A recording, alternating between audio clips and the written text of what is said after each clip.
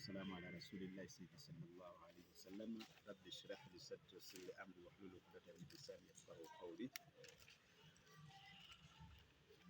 amatendo gonna ga Allah asaba okusasala n'emirembe biri okukirala bi Muhammad sallallahu alaihi wasallam.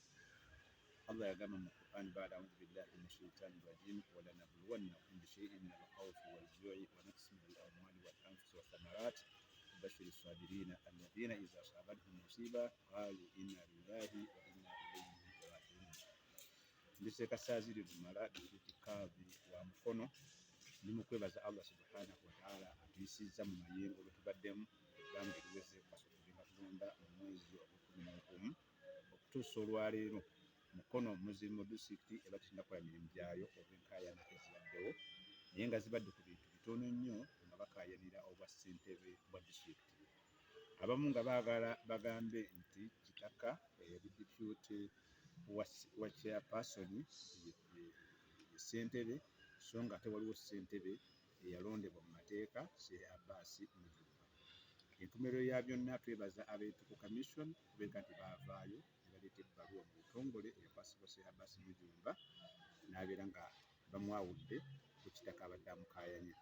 Sheikh Abbas Mujumba yatandikirawo okukola emirimu gye twatuuza management ebbaluwa gifuna ennaku z'omwezi nga 25 omwezi ogwa kuna ne tutandika okukola enkiiko nga 6 twatuuza management nga 13 ne tutuuza executive leero ng'ennaku z'omwezi 2 tusobodde okutuuza council yonna okusalawo okuba bibadde bigenda mu maaso. Kitegeeza nti disitulikiti etandise okukola emirimu gyayo obutongole era insha Allah taala tusuubiza bonna bannamukono nti ebintu bijja kutambula bulungi.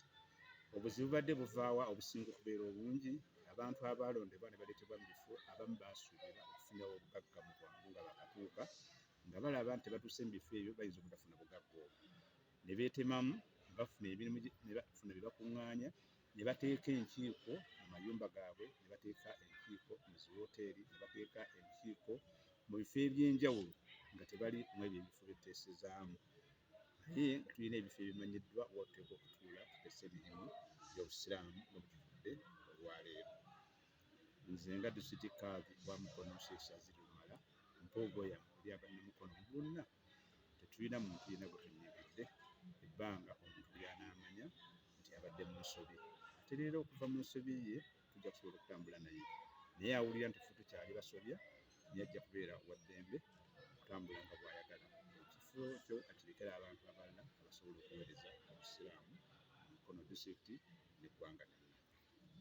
Yadde biri byogero naye kukyali mu ofiisi y'okola mirimu. Ebyayise mu mawulire ag'empapula ebyayitidde ku rediyo ebyayise ku TV nti baasobodde okuggyamu Sheikh Shazili Lumala obwesige kitukoze bulungi nnyo.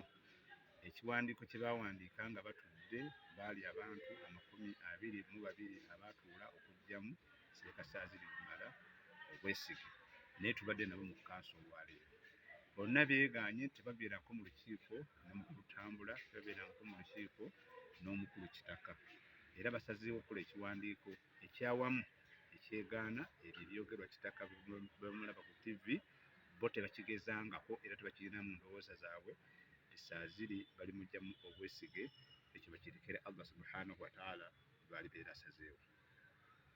Era mu ofiisi mwendi nkola emirimu gyange sivangamuko wadde eddakiika 2 oba emu.